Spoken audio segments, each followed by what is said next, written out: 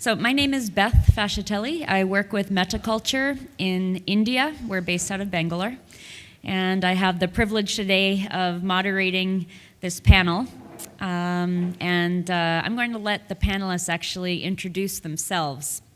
So to get started, if each of you could just take a minute to say who you are and your organization and your organization's relationship to this dialogue process in Mexico. So Felipe, why don't you go first? Okay. Thank you very much to be here. But well, I'm Felipe Burgueño from the Centro de Acción y Reflexión Laboral. It's something like a center of reflection and action in labor issues. And well, we collect the experience and we follow collect the experience of the workers, and we follow the cases in this process, and we are the link between the workers and the companies in this process. Okay, great. Anne?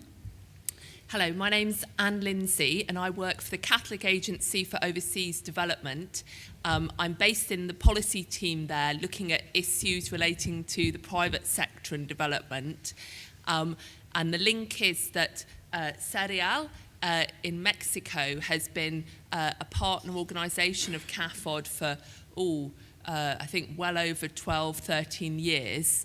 And CAFOD helped to initiate the beginnings of the dialogue with the electronics companies. Carl. Yeah, thanks, Bess. My name is Karl Daumüller. I work for Hewlett-Packard, and I'm a program manager and lead auditor for HP's Supply Chain Social Environmental Responsible program. And HP was actually, I think the initiator of this cooperation was CEREAL and Cañetti in Mexico.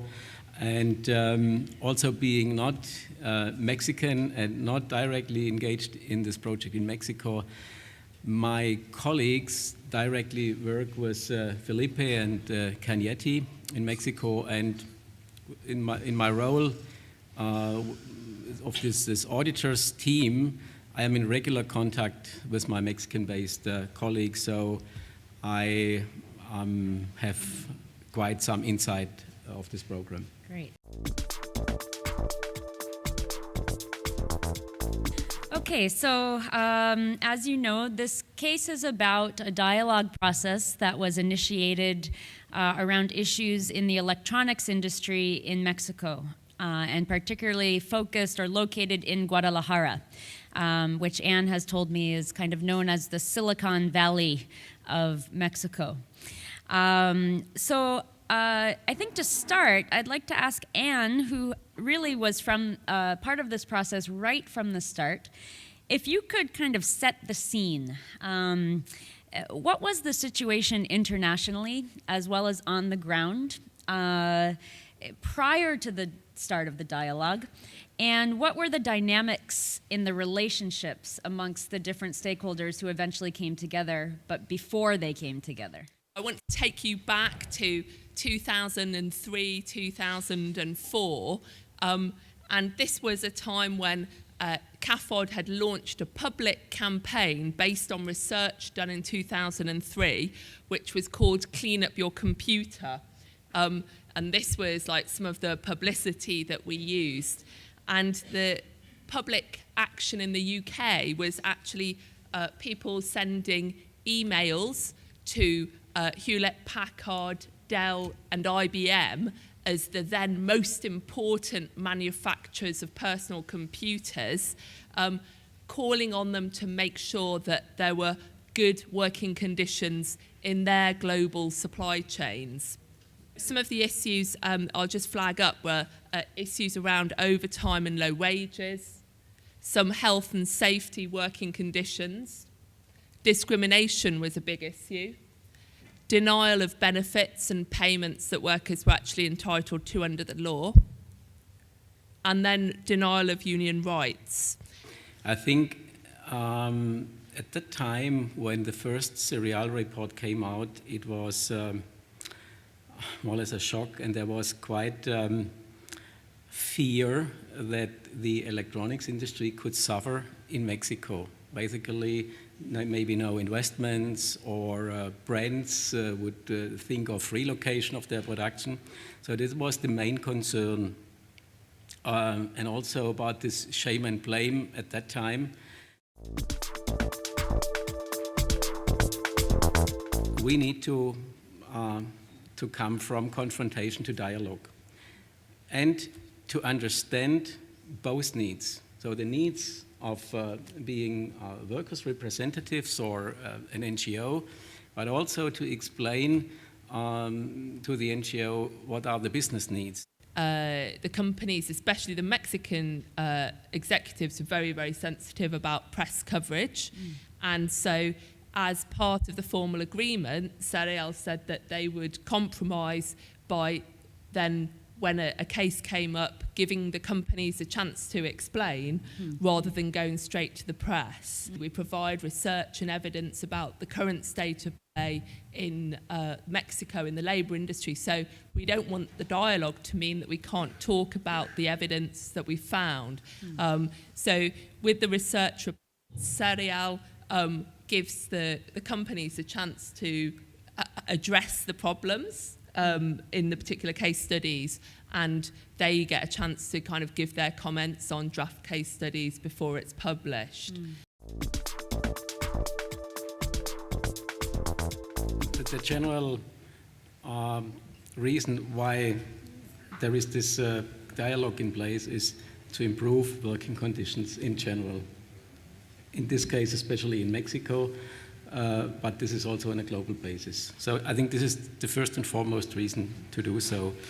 And I believe with this process, which was developed and very nicely documented, including the timelines, which we believe it's a great success. What we clearly can see is, I think, that the number of cases decreased. I think, if I recall correctly what I was told, over 4 years, 100% decreased, which is, I think, good for the workers. I think what the timeliness of the cases, the resolution is concerned, also improved a lot. And as Felipe said, that the vast majority of the cases could be resolved through this process, which I think it's very good.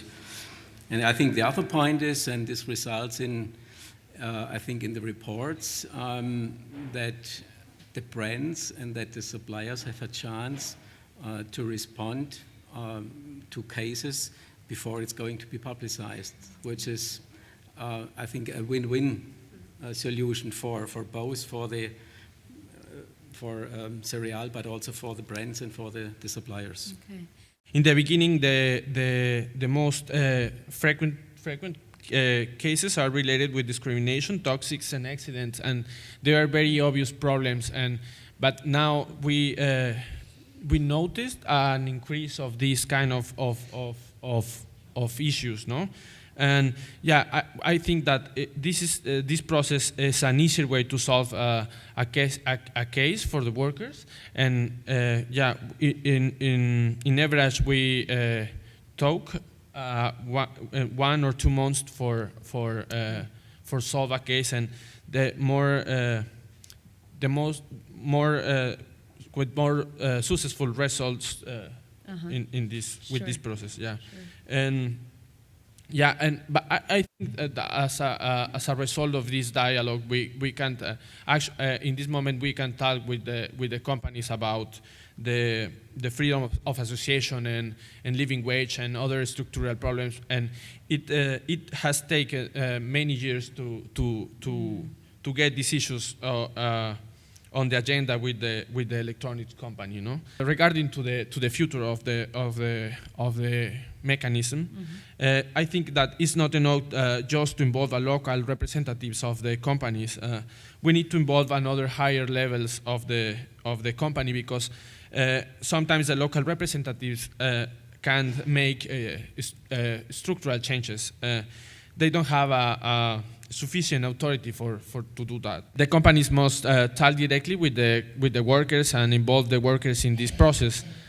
Cereal wants to be able to step back so that the companies can have the negotiate with the workers themselves. We really would like to continue this discussion and the dialogue, the engagement. Yes, I do agree on the items Felipe did mention.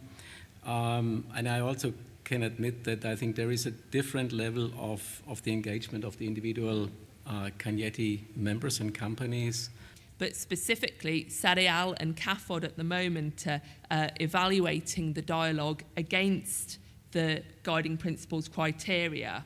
And I think that using those criteria, it's really good to look at, well, what's worked well, where are the gaps, what are the structural problems still? And I think that measures can now be made that, to increase accessibility, transparency, and legitimacy, and make sure that it is rights compatible. So I see the guiding principles as offering a step change to really take the dialogue on to the next level.